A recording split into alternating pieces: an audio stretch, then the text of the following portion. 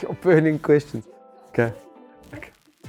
Easiest way to get into cycling, firstly start off with a bike. The next step would then be to make sure that bike fits your body, because just like shoes, we all have different sizes, and the right size of bike for the right size of type of body is critical. Oof. It depends who with a tandem bike. It's a relationship make or break a tandem. Whereas a unicycle, at least you're alone, you've got no one else to blame but yourself. I would probably go unicycle.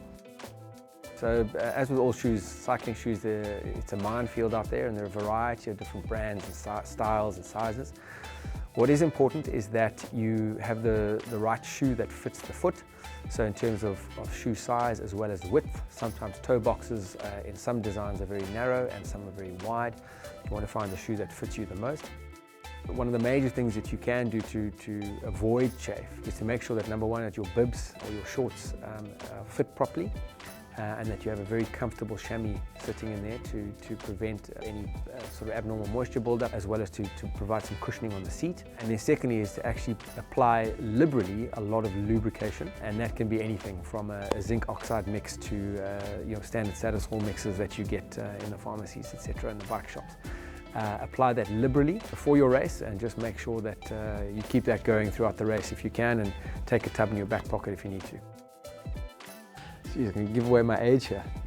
My song that I listen to for motivation would be, probably, as cheesy as it sounds, Rhythm is a Dancer by Snap, and all its remixes.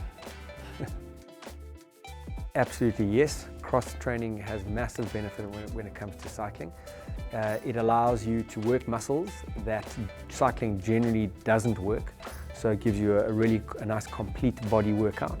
It also allows active recovery of your cycling muscles while you are working muscles that don't normally work when you are engaged in cycling. It allows you to strengthen connective tissue such as muscles and tendons, and therefore prevents injury going forward when you are cycling. I would recommend a professional bike fit.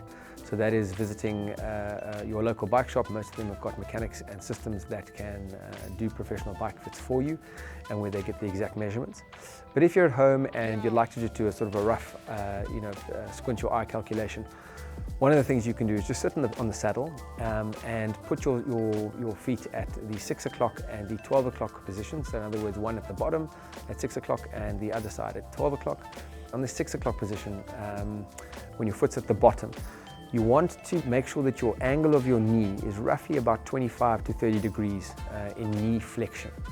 If your knee is too bent or it is too straight, it's going to mean that you are either straining too far to reach the pedal, the bottom of the crank stroke, or that you are that your saddle is too low and your knee is pointed too high.